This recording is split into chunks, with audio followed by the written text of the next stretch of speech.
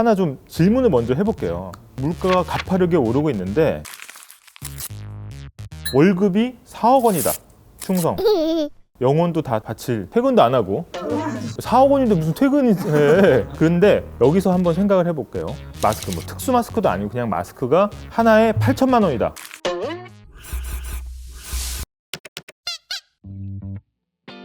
그런데 이런 나라가 실제로 있어요. 2020년 기준으로 이 남미의 베네수엘라라는 나라는 월급이 45만 원인데 마스크 한 장 가격이 8만 원까지 치솟은 적이 있어요. 2008년에는 이 남아프리카에 짐바브웨라는 나라가 있거든요. 이 나라는 한때 3억 %까지 올랐던 거예요. 최근에 우리나라 물가 상승률이 얼마인지 아세요? 3%대거든요. 이런 짐바브웨 같은 나라에서는 달걀 3알 사는데 100조 달러. 이런 나라에서는 강도들이 현금 수송 차량을 털어도 현금을 안 가져간대요. 그냥 종이돈보다는 타이어가 훨씬 가격이 나가니까 바퀴를 빼가는 거예요, 아예. 이렇게 해서 물가가 지속적으로 오르는 현상을 인플레이션이라고 하는데, 짐바브웨나 베네수엘라처럼 통제가 안 될 정도로 오른 걸 바로 하이퍼 인플레이션이라고 해요. 하이퍼 인플레이션이 이런 어떤 정치적으로 경제적으로 불안한 나라에서 일어나는 건 맞아요. 근데 사실 이게 후진국만의 문제라고 볼 수는 없거든요. 실제로 1920년대에 우리가 이름만 들으면 알만한 나라에서도 이런 하이퍼 인플레이션이 일어났던 적이 있습니다. 뜬금? 자, 1920년대 독일은 막 1차 세계대전을 끝낸 상태였고, 전쟁에서 진 독일은 막대한 전쟁 배상금을 물어야 됐거든요. 돈을 마구 찍어낼 수밖에 없었는데 시중에 돈이 막 풀리니까 이 사흘 만에 물건값이 2배씩 막 올랐단 말이에요. 사정이 이렇다 보니까 이 월급을 차곡차곡 모았던 사람들도 있었을 거 아니에요. 이런 사람들은 은퇴해서 연금을 받아도 커피 한 잔밖에 못 사게 되는 거예요. 그래서 1923년에는 물가 상승률이 거의 3만 %까지 가요. 이게 상상이 잘 안 되죠. 그래서 이런 고통을 겪은 독일 국민들은 히틀러를 뽑았고 2차 대전에 나서자 이렇게 됐다는 해석도 있습니다. 이 독일 문학계의 거장 슈테판 츠바이크는 이 당시 대부분의 사람들은 재산을 잃었다. 이 국민들은 히틀러의 등장을 환대할 수밖에 없었을 것이다. 이렇게 적기도 했습니다. 뜬금? 승자와 패자가 있다는 겁니다. 야, 여러분들이 사장님이라고 생각해 보세요. 소고기집 사장. 그런데 다음 달까지 은행에 갚아야 되는 빚이 있어. 그게 1억 원이야. 근데 우리 집에서 파는 부채살 한 근에 8천만 원이야.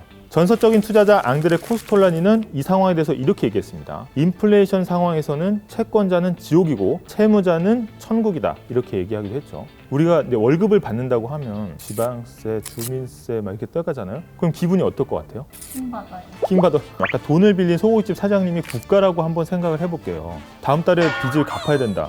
나라는 세금 거둘 수 있잖아요. 그 세금 걷어서 그 거둔 세금으로 갚아버리면 되는 거니까. 국민들 저항도 있고 마음대로 못 걷는단 말이에요. 그럼 그 다음 방법은 뭐가 있을까요? 나라는 돈을 찍어낼 수가 있잖아요. 그 돈을 찍어내서 그 돈 찍어낸 다음에 그걸로 갚으면 되잖아요. 그런데 문제는 뭐냐면 이렇게 시중에 돈이 풀려나가면 물가가 오른다는 거거든요. 그러니까 우리가 월급은 고정되어 있는 상태에서 살 수 있는 물건이 더 적어지는 거잖아요. 그러니까 우리는 그걸로 인해서 더 가난해지는 거예요. 각국 정부에서 코로나19로 생긴 경제 손실을 만회하기 위해서 돈을 엄청나게 풀었단 말이에요.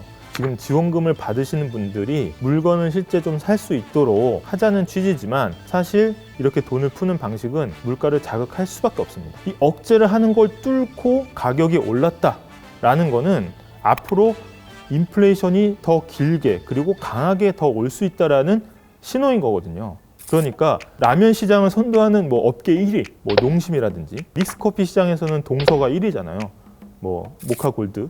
최근에 보면 커피 전문점도 있잖아요. 스타벅스 같은 경우에는 우리나라 업계 1위 커피 전문점인데 여기에 가장 상징적인 메뉴의 가격이 올랐단 말이에요. 업계 1위 업체가 가격을 올리니까 그 뒤에 있는 업체들은 어떻게 생각하세요?